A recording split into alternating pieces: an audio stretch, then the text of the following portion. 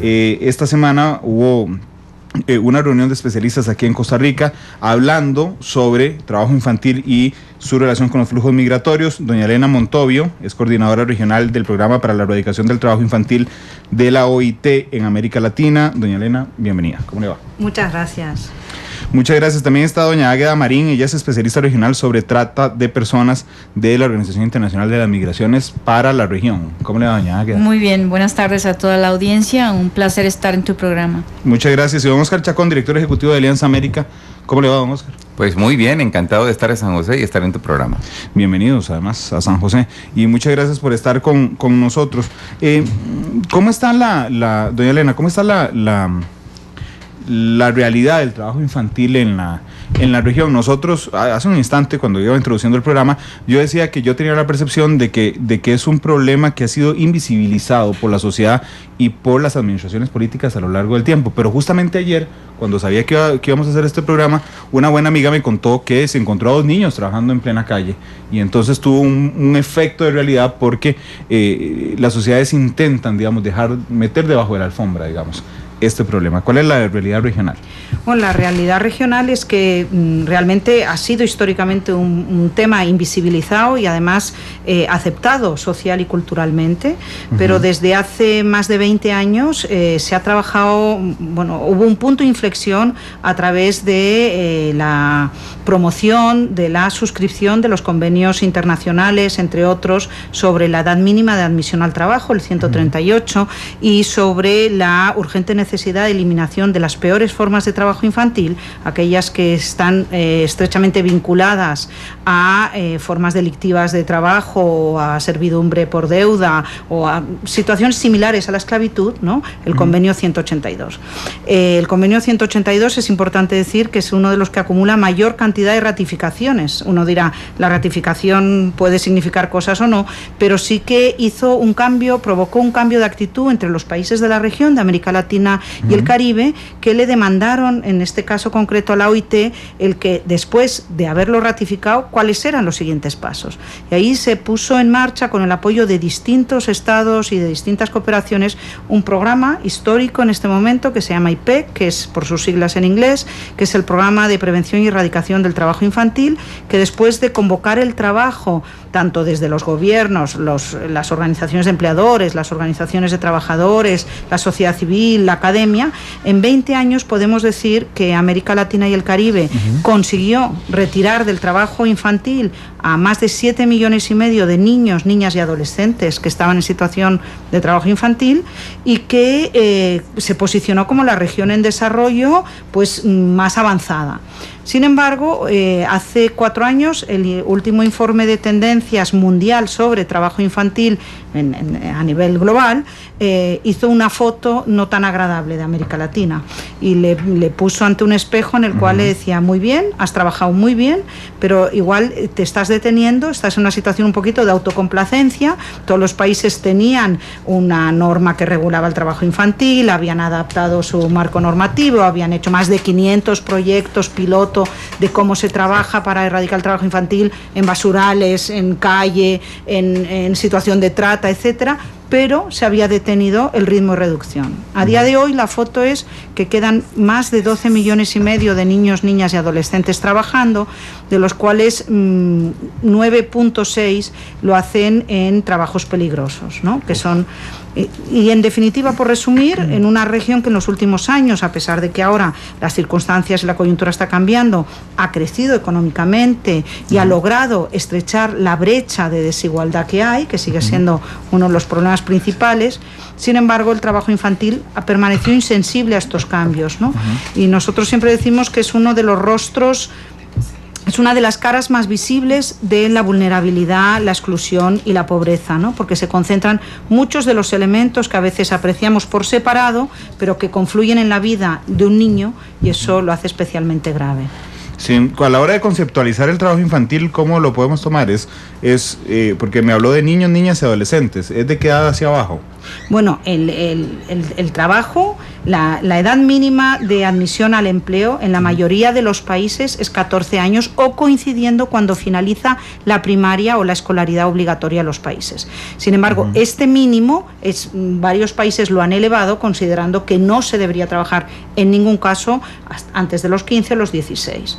Luego ya entramos en un periodo en el cual se puede trabajar siempre que esté protegido, que es normalmente entre los 14 y los 17 o entre los 16 y los 17. Doña Águeda, ¿qué tiene que ver esto con las migraciones? Muchísimo. Excelente la pregunta. Hay un vínculo muy estrecho. Hay que entender también, y voy a retroceder para comentarles, que en esta región tenemos una situación muy particular. Desafortunadamente tenemos unas magnitudes grandísimas de niños, niñas, adolescentes que migran de forma no acompañada por diferentes causas. Obviamente eso es muy multicausal, pero estamos hablando de disparidades económicas, desempleo, reunificación familiar, problemas de violencia, etcétera. Entonces, muchos de nuestros niños acá en Centroamérica están subiendo hacia el norte, algunos más hacia Costa Rica, Panamá, pero la mayoría más hacia México y Estados Unidos. Entonces tenemos una población que está en condiciones muy vulnerables en ruta. Justamente en esa ruta es una de las vulnerabilidades más grandes que hay, siendo jóvenes y niños, porque hay niños jovencititos como de 8 o 9 años que están viajando solos. Esa vulnerabilidad en la que están expuestos por estar no acompañados los hace mucho más fácil presa de muchos delitos. Estamos hablando obviamente de la trata de personas, del abuso sexual, de robos, de secuestros, y obviamente el trabajo infantil es una de las tantas amenazas que ellos y ellas tienen en el camino. Obviamente eso cuando pensamos en tránsito, pero también hay que pensar cuántos ya en nuestros países antes de que migren están en esa situación y cómo quizás la situación de trabajo infantil podría ser inclusive una causa para esa migración, que significa que si hay mucha vulnerabilidad de este grupo en situación de trabajo infantil y que quizás ellos piensan que una opción es salir para buscar empleo de otra forma en otro lugar y mientras tanto aprovecho porque allá está mi mamá o mi papá, ¿por qué no hacerlo? Entonces, es importante hacer el vínculo de acuerdo a la fase migratoria también. Entonces, puede ser una causa, pero también es una vulnerabilidad más en el momento del tránsito, qué sé yo, digamos que sea un costarricense que vaya pasando por Honduras, Guatemala, México, a llegar a Estados Unidos. Y obviamente, ya cuando está en país de destino, el país en que soñó llegar, ahí es mucho más peligroso aún porque está en condiciones de irregularidad, está en condiciones de no acompañamiento y sería para alguien que haga este tipo de delitos y alguien que quiera aprovecharse de estos niños sería facilísimo tomar uno de esos muchachos y decir venite para acá, que aquí puedes hacer esto y esto y esto en todas las formas de explotación. Sí, yo estoy muy sensibilizado realmente con el tema de las migraciones después de lo que ha pasado en Costa Rica y creo que la mayoría de la sociedad costarricense lo ha estado en los últimos meses porque nos encontramos ante un panorama que de alguna manera nos desnudó como región.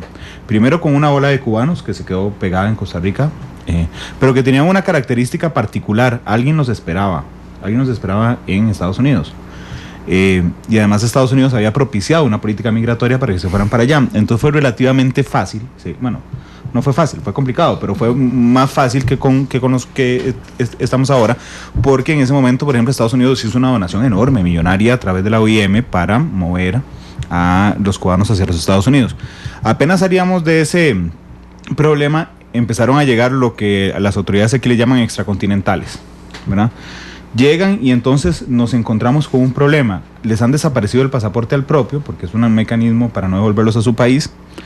Vienen acompañados de niños, efectivamente, pero además nadie los está esperando.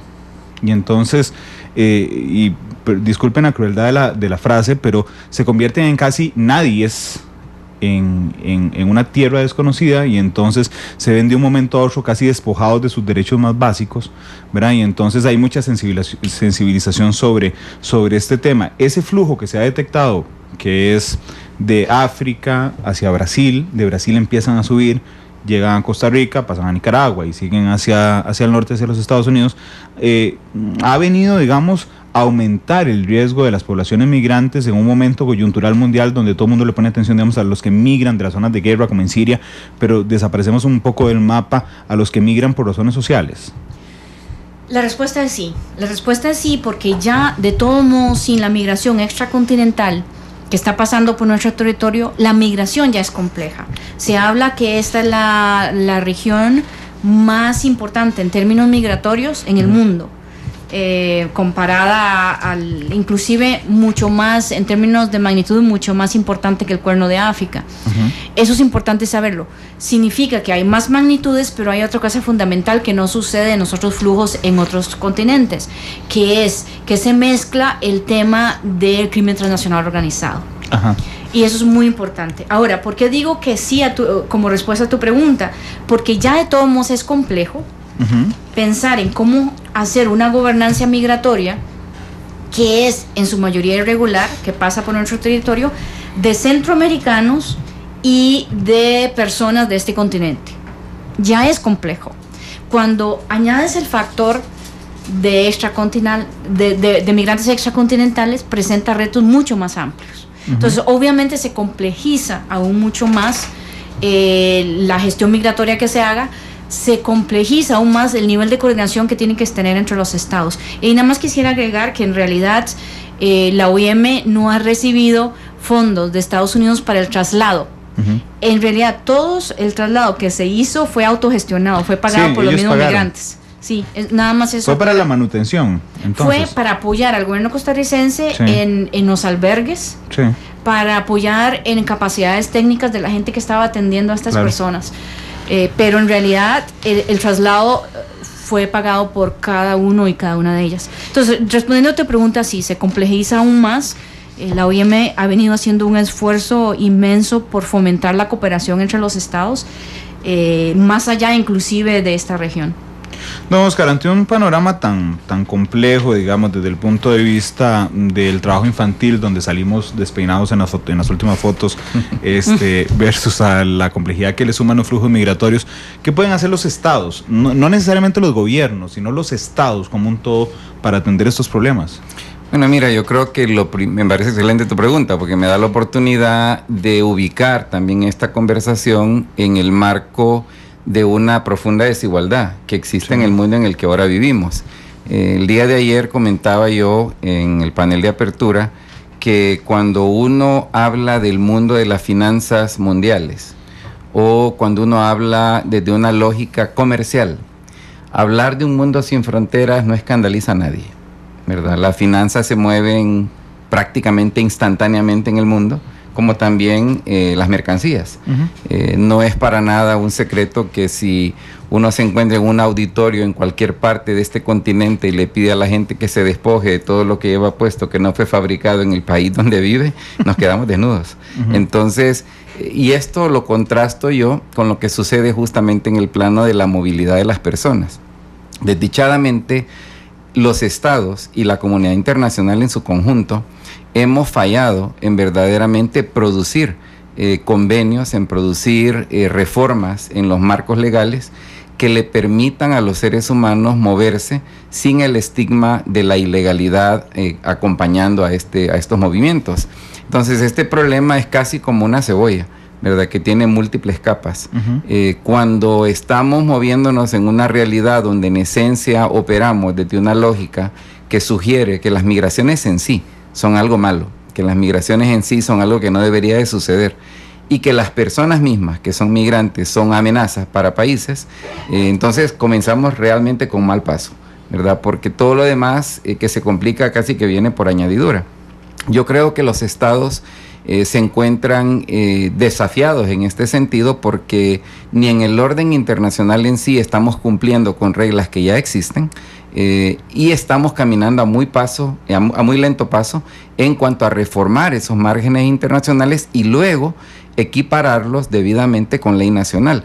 Sigue siendo verdad, desdichadamente, que aun cuando se adoptan lineamientos en el ámbito, por ejemplo, de espacios como la Conferencia Regional sobre Migraciones, la mayoría de los estados en la región centroamericana, como lo es México, la República Dominicana, Canadá y Estados Unidos, son parte de esta Conferencia Regional sobre Migraciones. Sin embargo, aun que sean muy buenos los lineamientos que salen de este tipo de espacios, desdichadamente chocan con el principio de la soberanía nacional.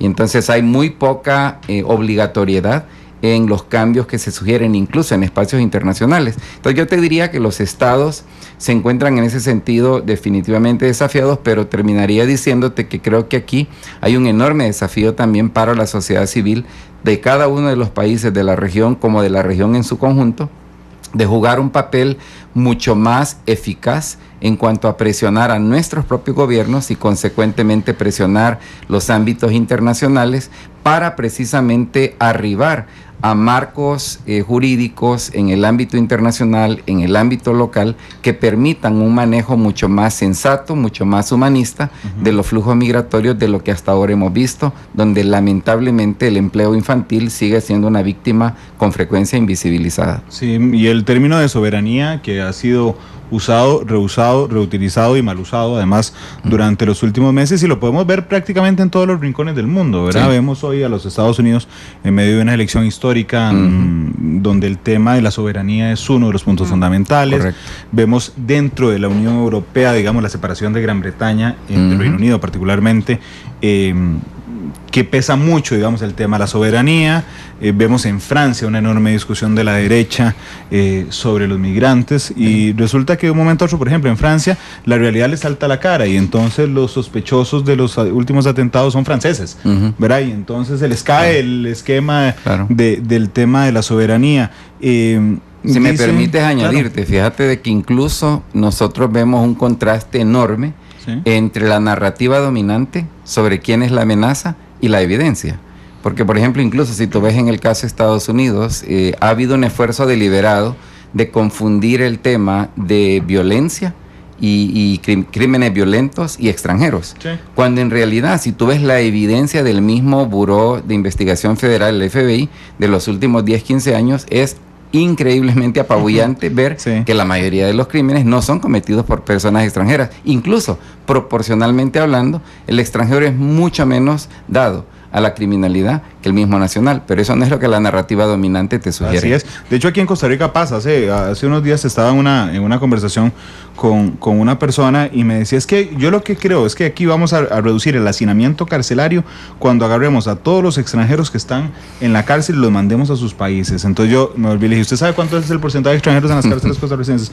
1%. O sea, realmente lo que pasa es que no es la narrativa, digamos, utilizada por los grupos dominantes sobre esos temas. Dice un tuitero, el Poas, que nos está escuchando, que si los podemos también, que si doña Elena se puede referir a algunos datos. Ya nos brindó dos fuertes, a mí me impresionaron mucho. 12,5 millones de niños trabajando en la región, de ellos 9,6 en trabajos peligrosos. Pero no sé si tiene algún otro dato que nos permita aún dibujar el dramatismo que se vive con estos temas. Bueno, yo creo que los datos así agregados son contundentes, ¿no? Sí. Pero también es verdad que encontramos países en situaciones diferentes, ¿no? Sí. Hay países que están cercanos a lograr superar esta situación, y una buena noticia es que Costa Rica es uno de ellos, ¿no? Comparte esta situación con otros tipo Uruguay, Panamá y Chile, que no por un tema solo de cantidad de niños que quedan reflejados en las encuestas, sino también por la institucionalidad que tienen los países para dar respuesta y articular un itinerario de restitución de derechos, porque puede haber países que tengan un monto, pues, que uno podría pensar que es asumible, pero igual la institucionalidad no tiene la respuesta y las capacidades. Ese me parece un tema importante. Hay otros países que siguen teniendo un problema de magnitud muy serio. Normalmente el tanto por ciento generalizado en la región es que alrededor del 60% del trabajo infantil se realiza en el mundo agrario, y eso, digamos, muchas veces lleva a confusiones con temas como la agricultura familiar o con temas sobre cultura, ¿no? El tema de trabajo infantil forma parte, pues, de la cultura. Entonces, la cultura y la violación de derechos hay que lograr, digamos, que caminen. No pueden caminar de la mano, ¿no? No puede ser cultural aquello que comporta una violación de derecho. Claro. O en cualquier caso hay que ver cómo se desconstruye esa culturalidad, ¿no? Y creo que hay un dato también importante, que es la cantidad de niños que quedan en todo el mundo, ¿no? Porque no podemos enfocarnos solo en nuestra región, que no deja de ser, dentro de todo y la gravedad de la situación, una privilegiada. Son más de 168 millones de niños, niñas y adolescentes que en este momento están trabajando, sea de día o de noche, y creo que como humanidad es un cuestionamiento muy grave, ¿no? El niño que trabaja, o el niño, la niña o el adolescente que trabaja, pues normalmente tiene cercenados sus derechos, y estos son o bien porque se encuentra en una situación de falta de acceso a los servicios sociales que permiten llevar el ejercicio de un derecho humano y de un derecho fundamental, bien porque no hay provisión de servicios donde vive, o que no puede acceder porque, digamos, la falta de acceso no es porque no exista el servicio, sino porque no hay las condiciones en su entorno, o bien él como persona, o bien familiar o comunitariamente, ¿no? Una cosa es que no existan y otra cosa es que no sean accesibles, ¿no? ¿Cuál es la realidad costarricense en este tema? ¿La conoce? Sí, la realidad costarricense es de un número pues bastante reducido de niños, niñas y adolescentes trabajando. 30.000, creo. Sí, bajando. Pero digamos, el gran reto de Costa Rica es dar y entiendo que esto es no solo en temas de trabajo infantil, sino en otros, es dar una respuesta a el trabajo adolescente protegido, ¿no? Uno de los grandes problemas no es solo la retención en primaria, sino la retención en secundaria, no evitar el abandono escolar en secundaria, y sin duda el tema del trabajo suele ser una causa y efecto del abandono, ¿no? Sí. Muchas veces es imposible por las condiciones familiares dar continuidad a los estudios si se busca un trabajo, y esto impide que también es un círculo vicioso en negativo, ¿no? Sí, hay una enorme polémica aquí en Costa Rica durante los últimos meses. Se aprobó un modelo de educación en la Asamblea Legislativa que se llama educación dual, que es que los estudiantes en los 2 últimos años de trabajo comparten un 30% de teoría con un 70% trabajando, ganando experiencia en alguna empresa. Bueno, yo creo que la mayoría podríamos estar de acuerdo con eso. Lo que pasa es que tiene un detalle que ha generado todas las alarmas. Aquí en estos micrófonos el exministro de Educación, Leonardo Garnier, lo advirtió, en el sentido de que se abrió la posibilidad a partir de los 15 años. Entonces la enorme preocupación era que estaba bien ese proyecto después de los 18, cuando fueran mayores de edad, pero que en algún momento les preocupaba que fuera tal la tentación, digamos, de conocer un ingreso desde, en Costa Rica sería 3er, 4º y 5º año de colegio, que los jalara, digamos, hacia el ámbito laboral y desaparecieran los estudios. Bueno, yo creo que la formación dual, ¿no?, que tiene su origen en Alemania, Suiza, ¿no?, todos conocemos, hay que contextualizarla, ¿no? Es como la exportación de modelos, pues siempre tiene un problema el desarraigo coyuntural, ¿no? Porque las empresas que ofrecen formación dual en Alemania, por ejemplo, tienen unas condiciones que yo el caso Costa Rica en concreto no lo conozco, pero sí otros de América Latina, y entonces el tema de la moda, de lo que conviene, de lo que fue exitoso, no siempre digamos, el espacio receptor de ese modelo tiene las mismas condiciones. Sí. Entonces, independientemente del tema de la edad, que ahora me refiero, yo creo que la formación dual como tal, todo depende dónde está contextualizada y cuáles son los siguientes pasos, ¿no?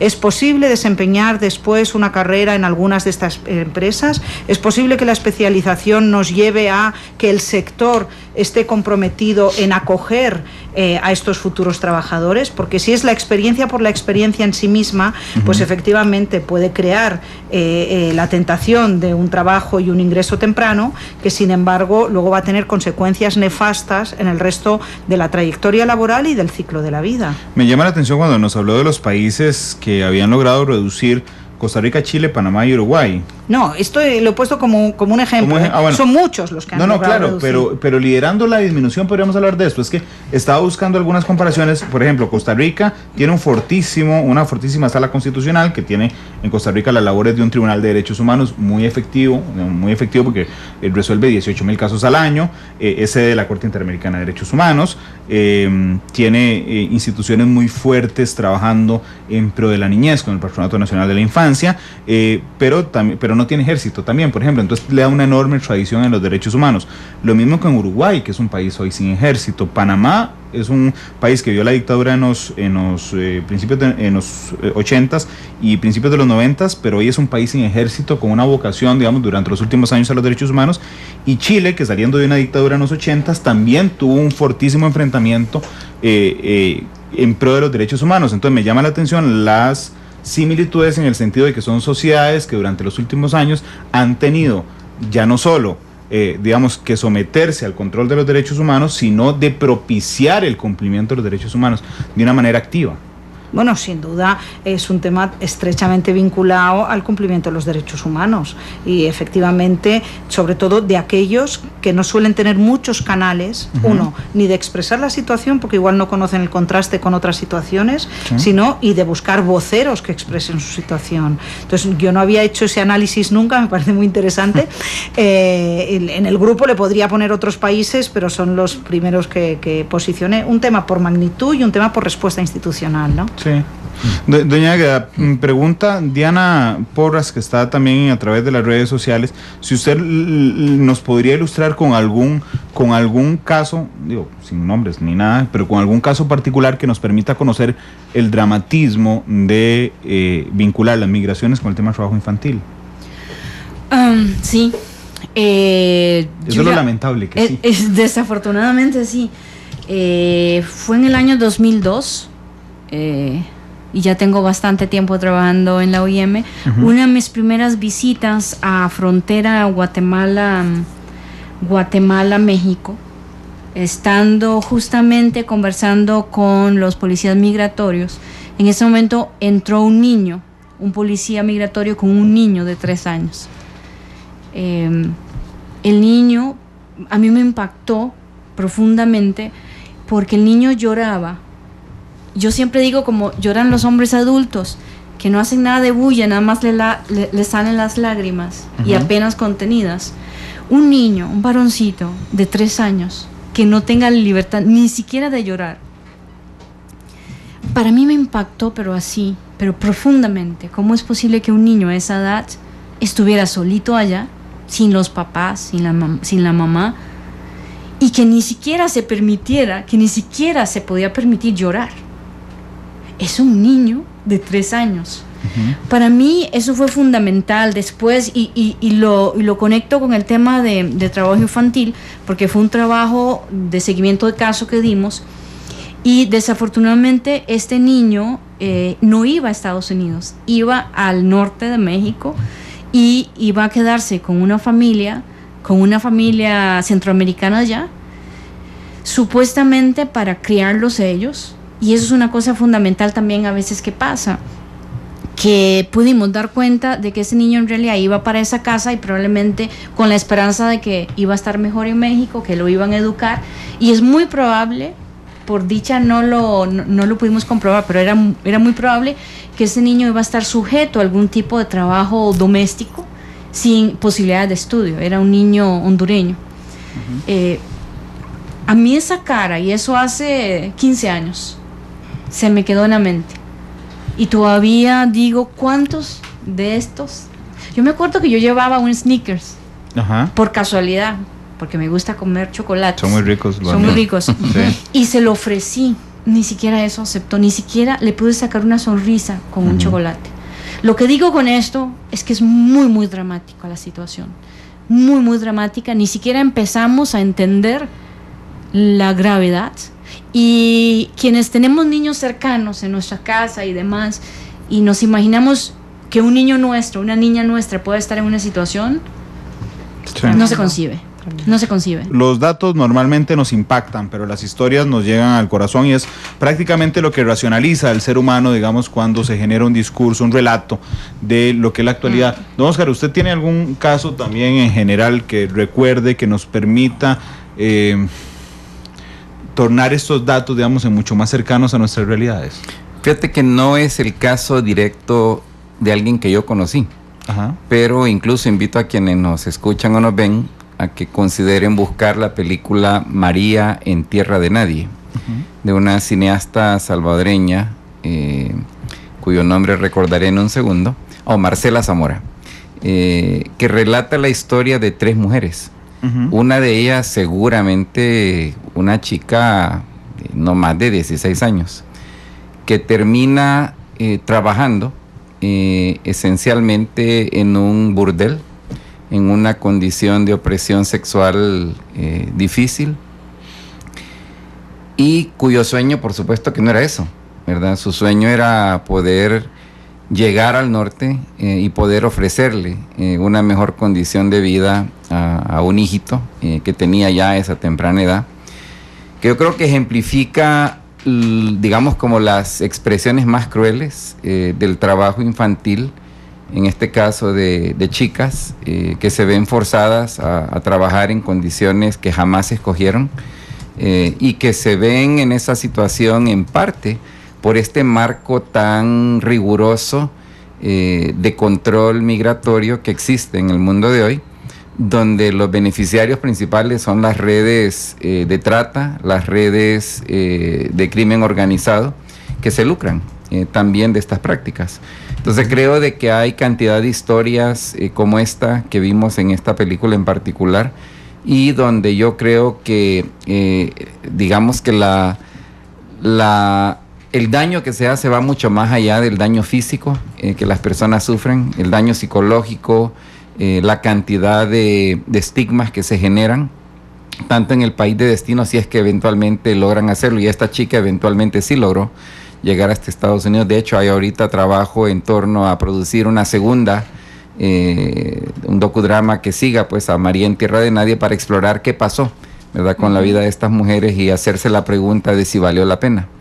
Y te repito, conozco también el caso, no de primera mano, sino a través de uno de mis queridos colegas de Honduras, de una chica que fue forzosamente regresada desde México, y regresa a Honduras, a su pueblito de origen, a bregar con el estigma de que la gente piensa que para poder llegar hasta México, a saber con cuántos hombres durmió, ¿verdad?, en el camino.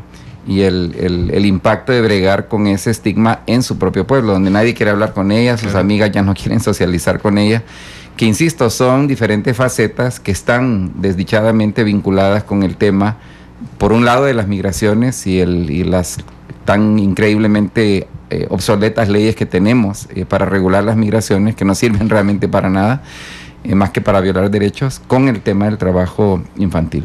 Elena, no sé si quería compartirnos alguna experiencia. Bueno, yo aprovecharía más que una experiencia concreta a contar una experiencia, pero no vinculada a la migración, pero sí sobre trabajo infantil, que ahora, escuchando a mis colegas, me ha venido al recuerdo, y es la experiencia sobre una comunidad minera en los Andes peruanos, Santa Filomena, en la cual la propia comunidad, cuando empieza a explotar la mina de oro, decide que quiere vivirlo de una manera diferente. Se aproxima en aquel momento a instituciones, en ese caso a la OIT, y pide apoyo para hacer, digamos, de la nueva explotación un plan de desarrollo en los cuales los niños no tuvieran que entrar en la mina, ¿no? Porque la carga pesada con la que subían, la situación, digamos, de bajar bajo tierra en una mina, llegar a donde no llega el adulto, es una situación que añade opresión a la ya dificultad de tener que ir a trabajar en vez de ir a estudiar, ¿no? Entonces, realmente con políticas acertadas, ayudas, y en este caso ayudas concretas, la comunidad tomó una serie de medidas que permitió que a día de hoy los niños que entraban en la mina son los ingenieros que dirigen la mina, y que además ha sido una mina premiada por explotación de oro verde, ¿no? Entonces, hay posibilidades de salir. No es un tema solo de que estamos en un camino oscuro donde no hay final, no es verdad. Si se dan confluencias de decisión de la comunidad y esa decisión se toma porque están bien informados, si además se conjugan políticas públicas y apoyos para que éstas sean aplicables, es posible salir. Sin embargo, realmente la situación de trabajo infantil y migración en este momento en Centroamérica es todavía vemos el túnel muy oscuro. Sí. Y estamos trabajando en una telenovela que inició como para promover la toma de conciencia y divulgar información con carácter masivo sobre temas de VIH y prevención de violencia contra la mujer, que se llama Loma Verde. Tiene una audiencia importante en Centroamérica, en la cual vamos a introducir algunos capítulos que tienen mucho que ver con la infancia migrante no acompañada, además el trabajo infantil y algunos temas de trata. Esperamos que la utilización, y les informaremos para que nos puedan colaborar haciendo difusión, que esto sirva para prevenir, ¿no? Porque hay muchas, más que tomas de decisiones o digamos decisiones que no se toman, sino que se encuentran en el camino, que están basadas en una desinformación de los riesgos muy grave, ¿no? Yo quiero, se nos fue el tiempo ya, quiero agradecerle mucho a los tres por haber estado aquí, ¿no? O sea, muchas gracias. Doña Elena, doña Águeda, muchas gracias. No encontré la canción. Vamos con la de don Óscar. Por primera vez no encontramos una canción, pero bueno, no importa.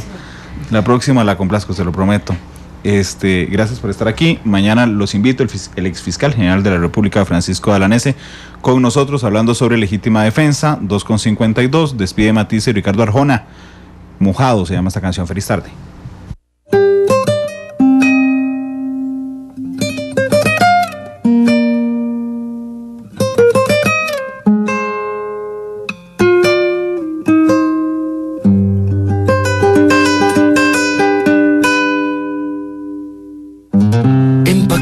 De camisas, un sombrero, su vocación de aventurero, 6 consejos, 7 fotos, 1000 recuerdos.